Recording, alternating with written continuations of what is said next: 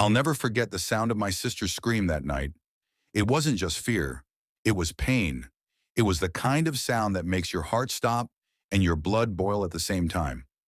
When I ran out the front door, I didn't expect to see two men in fake uniforms standing over my pregnant sister, shouting at her like she was a criminal on her own porch. But that's exactly what I saw. And that moment changed everything.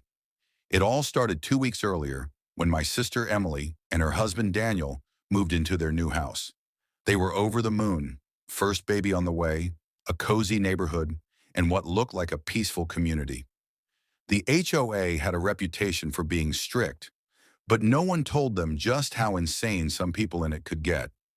From day one, Emily tried to play by the rules.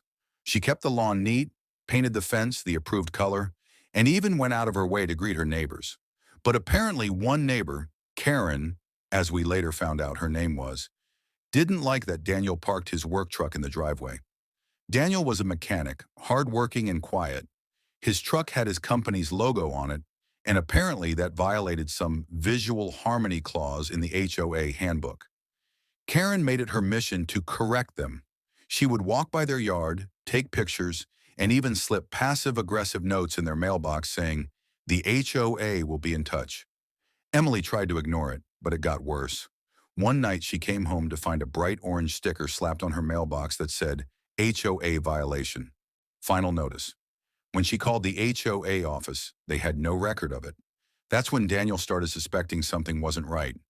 A few days later, two men showed up at their house in black polo shirts with HOA Compliance Division printed on the front. They wore fake badges clipped to their belts and acted like they were there on official business. They told Emily they were conducting an inspection and needed to enter the property to verify compliance. Emily, being kind-hearted but cautious, said they could wait until her husband got home. That seemed to irritate them. One of the men, tall, heavy-set with a shaved head, stepped closer and raised his voice. "Ma'am, you don't want to make this harder than it needs to be." Emily backed away, her hand instinctively on her belly. "Please leave. My husband will be here soon." That's when the shorter one, nervous energy, twitchy hands, snapped, "You people think the rules don't apply to you." And before she could even respond, he shoved her shoulder hard enough to make her stumble. She caught herself against the porch railing, clutching her stomach, and screamed. That's when Daniel pulled up. He jumped out of his truck before it even fully stopped. "Hey!" he roared, sprinting toward them. The two fake officers froze for a second, but Daniel wasn't about to give them a chance to explain. He went straight for the one who pushed Emily. One punch, solid, fueled by pure rage, sent the man sprawling onto the pavement, clutching his jaw.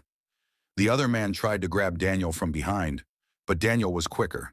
He spun, grabbed him by the collar, and dragged him toward the decorative fountain in the middle of the cul-de-sac. The man yelled something about calling the police, but Daniel didn't care. He slammed him into the water, holding him there just long enough for him to panic before letting go. By the time I got there, neighbors were watching from their porches, recording the whole thing. Emily was sitting on the steps, shaking but conscious. Daniel was pacing, hands trembling, trying to calm down while keeping an eye on the two soaked and bruised imposters. When the real police arrived, everything came to light fast.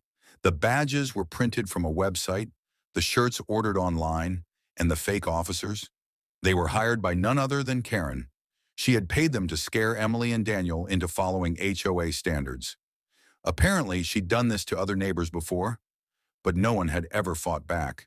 The officers arrested all three of them, Karen included. The police report detailed everything, including the assault on Emily, the fake uniforms, and even text messages between Karen and the imposters. Emily was rushed to the hospital that night. Thankfully, both she and the baby were safe. But Daniel didn't leave her side for a second. When the nurse told him she'd be okay, he broke down for the first time in years. All that anger, all that fear, gone, replaced by relief and love. A few weeks later, the story made local news. Fake HOA enforcers arrested after assaulting pregnant woman. The footage from that night, neighbors' recordings of Daniel defending his wife, spread online. People called him a hero, though Daniel always said he just did what any husband would do. The real HOA, embarrassed and furious about the situation, held a community meeting. They disbanded the previous board and implemented strict background checks for anyone claiming to be part of HOA enforcement. Karen lost her house, her reputation, and even faced jail time for conspiracy and assault. Months passed, and Emily gave birth to a beautiful baby boy. They named him Liam Daniel after the father who refused to let fear or injustice win. Sometimes I still think about that night, the chaos, the shouting, the fear. But what sticks with me most is Daniel standing on that porch, protecting his family with everything he had. It reminded me of something powerful. When you push good people too far, you don't just awaken their anger, you awaken their courage. And that courage can change everything. Would you like me to create 4 AI image prompts for thumbnails, certain scenes to match this story next?